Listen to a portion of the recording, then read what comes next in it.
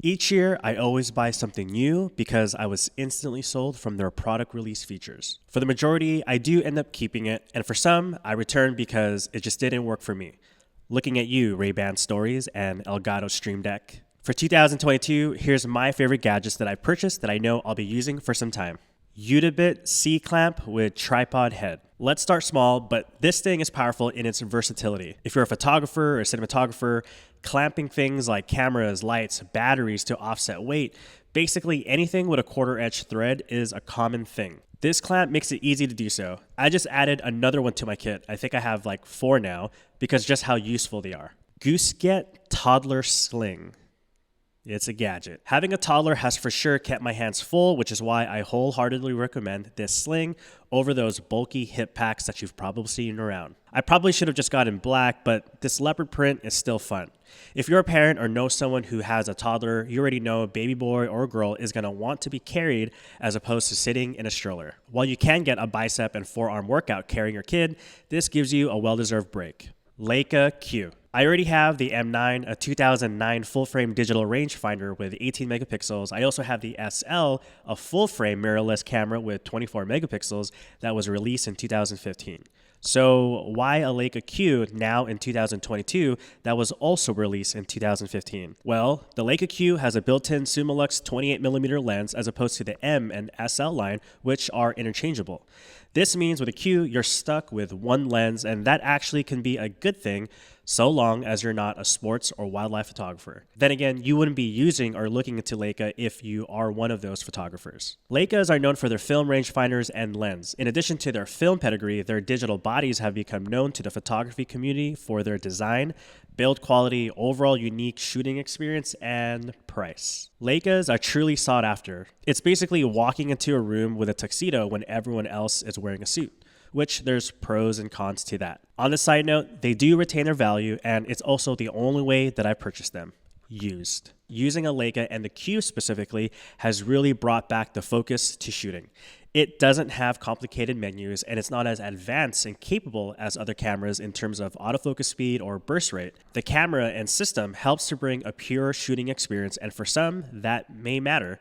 And of course, the image quality is second to none straight out of the camera, which is what I prefer most these days as opposed to spending more time on my laptop or computer using Lightroom or Photoshop to make images look right. While having Leica around your neck can give you instant cred, it's really a great experience using it that's far superior than any other camera in my experience. Kindle Scribe. When the new Kindle was announced that it would have writing capabilities, I immediately put in my pre-order on day 1 on September 28th. Having received it on November 30th, the writing experience has been buttery smooth for me for note-taking with a very pen-to-paper-like feeling. I haven't had experience with Remarkable's e-writer, but I do know its writing and note-taking organization abilities are great. I just didn't look into it because I buy all my books through Kindle's marketplace, which is too convenient for me to not use. The Scribe is obviously bigger and heavier than my Kindle Oasis, which was Amazon's flagship model, but I know I wouldn't like writing in a small screen as much as the Scribe's 10-inch screen. I have read from other reviews that the Scribe's organization and notes just isn't the best,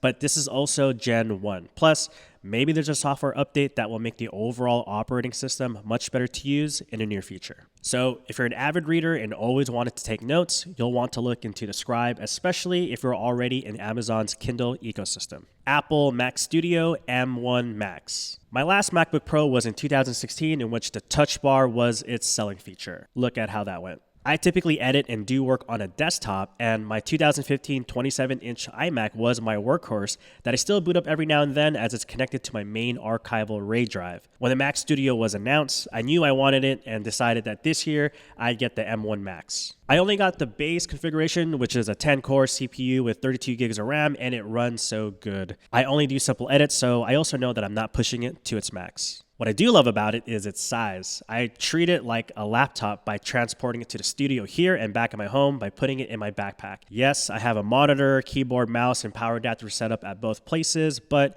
it's quick to simply plug in 2 cables at minimum to continue working where I left off. Last but not least, Apple iPad Pro with the Magic Keyboard. Everyone by now knows what an iPad is. If you want the laptop experience though on your iPad, you'll want a keyboard. Yes, there's a myriad of keyboards to choose from, but I get why Magic Keyboard exists. Yes, it adds some weight to it, but the illuminated keyboard, the trackpad not needing to charge it, and ability to tilt the iPad screen to your comfort level outweighs the con. A common question is, if you want a laptop experience, why not just get a MacBook then? Well, I do have a MacBook Air M1, but I'll use it if I'm on the go and or need to use desktop apps like Photoshop, or if I need to access files and edit or update them. For everything else, I prefer being on the iPad.